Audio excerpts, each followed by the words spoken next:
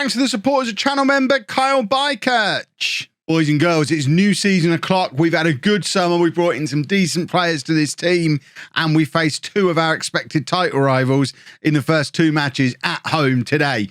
2 wins, we're going up this year. Anything less than that, and going to be Grumpy Kev in a few minutes' time.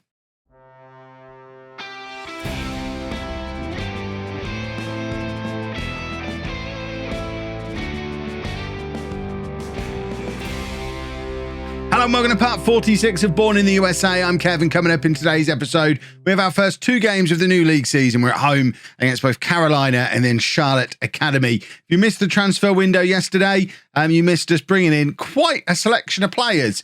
I think one of our biggest issues last year was not having the squad depth. This year, we've had a little bit of a boost to our wage budget. We're still not spending as much in wages as we were last year. But we've certainly spent more wisely. I think we do have more strength in depth now. If we have a look at our first team squad, we've got a 33-man first team squad. Take that with a pinch of salt. There's a few of these are in on trial. But there's probably 25, 26 players who are good enough to be certainly sat on the bench, maybe not starting for us. But we've got some good quality within this team now. Unfortunately, the real peak of the quality, the likes of Hurst and Hu Yan are both injured or suspended and unavailable for this first game. So we're not quite full strength for the first day of the season, but we do get to see new star man Diego Solis make his debut. And he's supposedly now the best player at the club.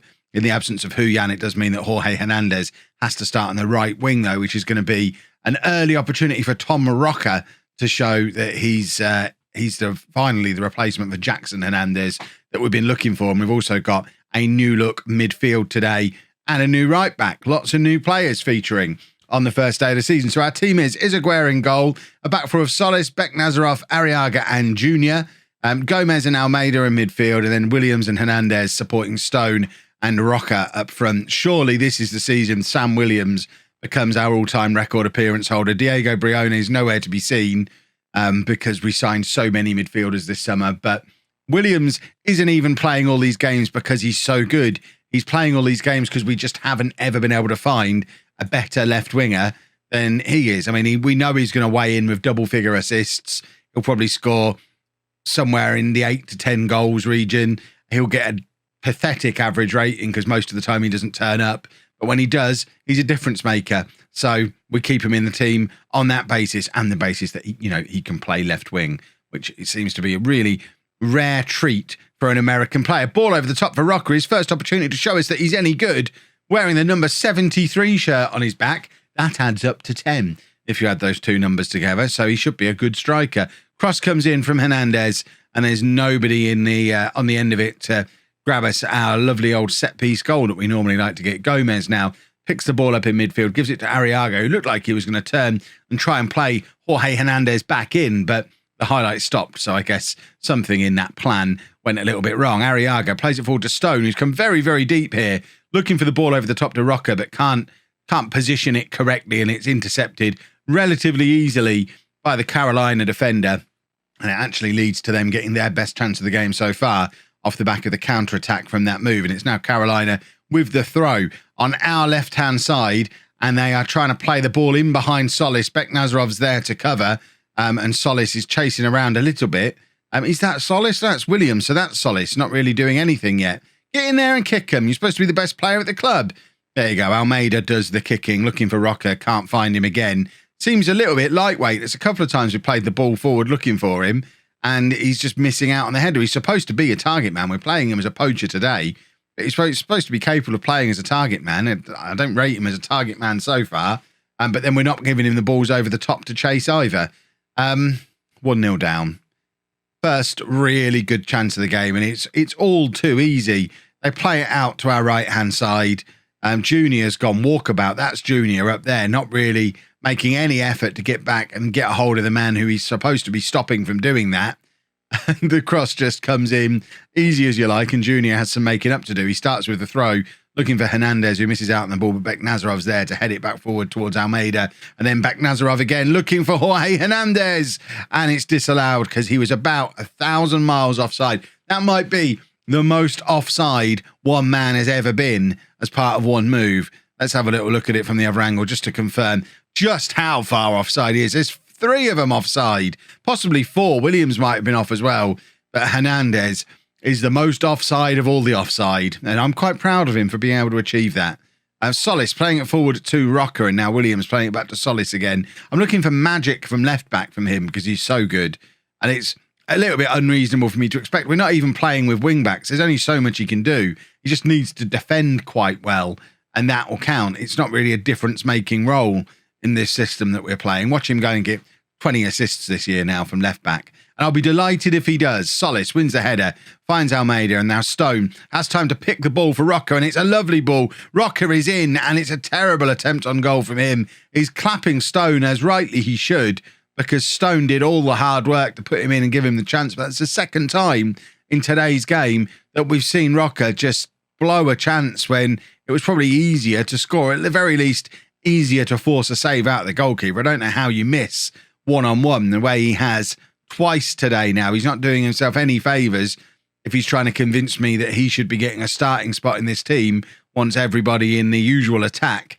is fit and ready to go. Beknazarov now at the back. He's had a solid game today. Seems to be the man intercepting everything that comes forward, apart, of course, from the Carolina goal.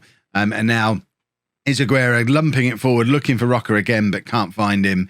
And now Carolina just trying to build from the back again, lumping it forward in their own right. And now Arriaga aiming for Stone, I think that time, and doesn't get anywhere near him.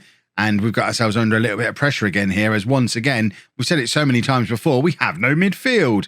And Carolina just flying through us with ease. And they've got their second goal of the game. They were one of the pre-season favourites for promotion. You can see why on this performance. They got promoted last year. They're new into this league, but they're obviously coming into this league with that newly promoted momentum and morale. And this is a big result for them today if they can pull off this victory, because we're right up there with them as one of the favourites for promotion. And for them to come to our place the first day of the new season, knowing that we've been better than them when we were in their league before, and coming here and beating us comfortably, that's troubling for us. It suggests that this team might not be quite as good as I think it is. I think this is the best squad we've put together. But the one thing I guess we're a little bit light on when Huyan is injured is a goal threat. Stone is capable of it, that isn't really doing it today. But Hernandez is wasted on that right-hand side. There's the ball over looking for Hernandez, I think, but it gets intercepted before it gets to him. And Carolina trying to build through our midfield again. Gomez with the crunching tackle. And now Hernandez trying to go past his man. He eventually does work it through towards Stone, but he doesn't actually find Stone. It's sloppy from Hernandez. We've come to expect more from him, and we didn't get more there. And now Carolina, once again, just waiting to pick their spot. It's a ball over the top. They seem to have a man over at all times, and they get the ball into the back of the net for the third time. Luckily, it's disallowed for offside. A third goal there, and we're finished. This system is just not working against this Carolina team today.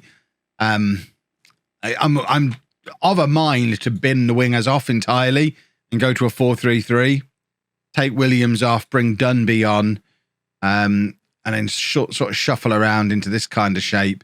Get Hernandez up where he's going to be more of a threat. Gomez can be in the middle. Dunby can be... What do you want to be? There you go. You can be an attacking Mazzala. You can be a supporting Mazzala. You can be the main man going up through the middle.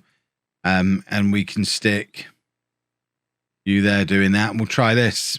I don't really know about having the target man on the right-hand side of a front three, but I want Hernandez as central as possible. I want everything to be aimed at him because at least we know he's a finisher. And we need to find a way back into this game. They've hit the crossbar again. We've been really, really poor today. Come on, boys. This is not acceptable. Still 2-0 down. 15 minutes left on the clock now. We've had a dramatic formation change, and even that doesn't seem to be making much of a difference. Stone coming deep again, finds Dunby, and here is Jorge Hernandez through on goal. Even he's a little bit wasteful, but it falls to Rocker. And this time, he's had to take a couple of touches to make absolute certain that he ends up in the back of the net, but it does eventually. And hopefully that'll set Rocker off on his way now. He's been handed that on a plate, really. It's an open goal, and he decides not to shoot straight away, instead making absolutely certain. And it's 2-1 now. 15 minutes left. Have we got a match winner or a match equaliser in our numbers? Town Road can come on in midfield. Stephen Stone's been terrible today. I'm going to bring Jason Johnson on for him, who inexplicably is still knocking around at the club because nobody wanted him all summer. We're demanding more. This is Johnson's chance to stake a claim for the rest of this season, or at least the early days of this season, with a goal here. But it's Hernandez who's in. Jorge Hernandez has grabbed the equaliser. He's got to play as centre forward. He's so important to us when we're attacking. We can't waste him out on the wing, even when Huyan's not available. We need to change the system. You can't have Jorge Hernandez playing out on that wing. It is just a waste of his goal-scoring ability. And all of a sudden, 10 minutes left, it's 2-2. We've got all the momentum with us. Can we go and grab a winner? With 8 minutes left in the match now, Beck Nazarov heads it forward looking for Solis, but can't find him. And Carolina are coming at us again, and the keeper needs to get there before their attacker. Luckily, it's offside. The keeper's positioning was a little bit poor, but I can let him off if it was because the guy started a million miles offside. That's why he got there first. I'll allow it. Right, we're going to drop some encouragement as soon as we can. I thought we'd scored them. The highlight kind of kicked in with us having a shot on goal, and the net was moving, but it had gone just wide and hit into the back of the net, I think. But it's Carolina now with the ball again. Certainly this formation change has opened this game up. Both of us getting a lot more attacking opportunities as we're much more attack-focused in this system. And they're able to get in behind us because of it as well, because we've... to be fair, we've got an extra man in midfield. It's a surprise that they're finding this easier to get for. I guess we've got no width, and they're just attacking us from wide constantly now. Right, Rocker, heads clear. It finds Hernandez. This could be the moment. It's not. The highlight ends, but we do have a throw. A minute of normal time left. There's going to be 4 minutes added on. Almeida on the edge of the area. Slots it through to Johnson, who crosses to Hernandez. Oh, it's disallowed. Oh, that would have been one of the great comebacks if that had ended up counting. It doesn't. It's still 2-2. A draw has got to be a fair result for today's game based on how well both teams have played going forward. But we would love to go and grab the winner, and XG supports us going and grabbing that win. Ultimately, based on where we were with 20 minutes to go, I'll take the draw. But I do feel like if we're going to be a team that gets automatic promotion this year, we've got to be able to beat everybody else in this league at home. And for the vast majority of that game, it looked like we weren't going to be able to get close. Carolina pushed us hard, and they're a newly promoted team. We need to get better and get better quickly, because now we've got one of the Charlottes. Huyan is back then for the Charlotte Academy game, and that's not the only Huyan news. We've just turned down a big offer for Huyan. A 24,000 rising to £30,000 offer from Atlanta for Huyan. I suspect he might not be much longer for this football club. I need to offer him a new contract to try and get them to leave us alone. We want our Huyan to stick around forever, because he's certainly attracting interest from higher levels and really starting to fulfill that potential that he had all those years ago as well. And apparently could be good enough to play 2 divisions higher than what we're playing in now. So he's already been with us. This is his 6th year with the club. That seems ridiculous that Huyan's been here 6 years. He's only 22. How is that even right? But he could potentially be with us for a few more years yet if we can just keep hold of him off the back of his best, I would say his best season ever. That one was a division lower, so we're not counting that one. That season was a very good season, the one he's just had, and hopefully we get more of that this year. He's back in on the right-hand side, which means Hernandez can go up front. We're going to try Rocker as the target man, and Stone can drop down to the bench. The only other change is Manny Perkins is coming in at right back. Remember Manny Perkins? He's another one who's been around for a long time. We give him a game or two every year. This might be his only game this year, but he's doing all right potential-wise, up to 2-star current ability. He's still got lots and lots of potential. He's 18 and there's clubs that are in for him. We've turned down a couple of offers, so I think it's time to have a look at him and decide if we want to keep turning down offers or if we're just happy to let him go. So we'll see how he plays. If he looks awesome, we'll offer him a proper contract. He's only on a non-contract at the moment. If he otherwise, we'll let him go with all these offers. I guess it's him who's turning them down rather than me, because he's on a non-contract. I'm talking absolute bobbins. There was interest in him, which is why I'm playing him. The two players we've had recent interest in are the two that have come into the team today. And normal services resumed. Hernandez corner. Arriaga's there to head home. And we're 1-0 up after 6 minutes in a very, very typical Bourne goal. The good old slam dunk corner, the in-swinger. It's 1-0 to us. And, I mean, if we come out of this first episode of the season with an unbeaten record, I guess that's better than nothing. I would have liked 2 wins. But we don't have to go up as champions. We just have to, as a minimum, get into those playoffs again. We need to be getting promoted. We don't want to spend 3 years in this league like we did in the one before. So we definitely want to be going up this year. Golden State, who were the pre-season favourites, are actually top of the league currently as well. I don't get it because they finished 18th last year. All of a sudden, they've become a good side, and I don't really know how. But Hernandez testing the goalkeeper from the free kick from the edge of the area. And now we've got a corner from the other side. It's Hernandez with the outswinger this time. Looking for Gomez, I think he was aiming for there. Or realistically, he should have been aiming for Arriaga or Beknazarov. But Gomez is the one who he ended up hitting. And it ended up getting cleared. Aguero with the resultant goal kick. Looking for Huyan, the shortest man on the pitch. Who, of course, wins the header, nods it down to Gomez. Perkins gives it back to Gomez, and now it's back with Arriaga, who doesn't really have anywhere to go, so has to play it all the way back to the goalkeeper, who does what several of the others probably should have done and just lumps it forward, looking for the big lad up front. Williams picks it up on his left-hand side. He's going to turn. I mean, what a turning circle for Williams, and he plays it forward, looking for Hernandez, can't find him. And now Gomez does find Hernandez, who gives it back to Gomez. He's got both Roca and Huyan getting involved in this attack. Huyan is the one who picks it up, slots it through beautifully for Hernandez. What a pass from Huyan. And this shows exactly what we were missing in that first game and exactly why we need to do everything we can to keep Huyan at the club, because that is an absolutely stunning pass. He's got no right to play a ball that good at this level of football. Perfectly timed run from Hernandez. It's 2-0 to Bourne, and all of a sudden things are starting to look a little bit rosier than they were before. 2-0 to Bourne, and there's not many teams who've had a start to this season as good as we have, but we are definitely keeping a very firm eye on Golden State as I try and wonder what's gone on there. I want to send the anti-doping lot in just to see what's gone on, because it doesn't. Are they a feeder club? Have they been given a whole bunch of better players by their parent club this year? Have they had a takeover? I'm not going to check. I'm just going to continue to speculate. I don't really understand. A new manager, new players. Could be any. It could be all of the above.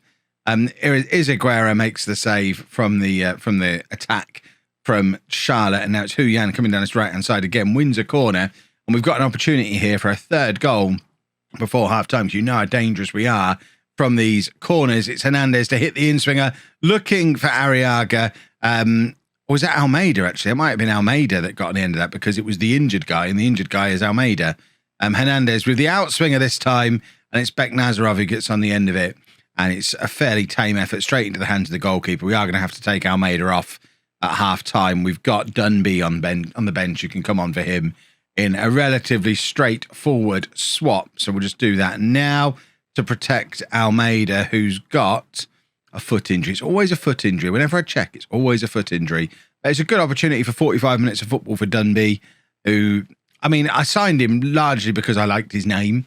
But he's better than Diego Briones, we think, that's really the yardstick in central midfield for us this year. If Briones makes it back into the midfield at any point, because he did get his 1-year contract extension, if he makes it back into the team, then we know that I signed a lot of duds in central midfield this summer. When I probably signed 4 or 5 central midfield players to try and once and for all kill off Diego Briones, so we don't have to keep playing him. Roca's done very well there to win the ball. I don't think Huyan expected him to and wasn't really alert to the opportunity. Perkins lumps it forward to Roca again, and his flick on isn't quite into the path of Huyan. He's not quite clicking at the moment as that target man the way Stephen Stone has done previously. So I think Stone is probably going to be winning his place back for the next game, because Roca, despite grabbing that goal in the last game, which is the main reason he got to start ahead of Stone, Roca, I don't know, I think we might have got ourselves another Johnson like what we had last year, of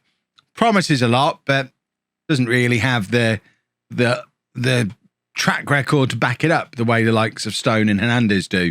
And I know it takes a while to build that track record. Stone looked rubbish initially, and now he's been here 5 years. But Rocker doesn't get that luxury. Huyan now on the right-hand side. Beats one man. Cuts back. Ready to beat another, but plays it into the pack of Dunby, who lumps it forward looking for Huyan again. I mean, he's quick, but he's not that quick. It falls to Manny Perkins, though, who plays a beautiful pass forward to Huyan, but his attempt at a cross is blocked. But then the clearance works as an even better cross into the path of Hernandez, who unfortunately was facing away from the goal, and rather than try to turn, looked to play it into the path of Dunby, and his shot goes well over. And we are going to take off Rocker for Stone, and then Beck Nazarov's tired, so we'll try Jamal Martin, one of the new players from this summer, who's not made an appearance for us yet. He can come on. I don't know why my assistant manager has put me 2 centre-backs on a 5-man bench. 2 centre-backs and a goalkeeper. You lot will be loving that. I guarantee I won't hear about that in the comments section after this match. They are knocking the ball around us nicely here, and Charlotte have got back into the game in just the same way we did in the first match. They've certainly been 2 games of 2 halves, 4 halves, if you will, in these first 2 episodes. And I did say when we were 2-0 up, I'd accept being unbeaten in the first 2 games.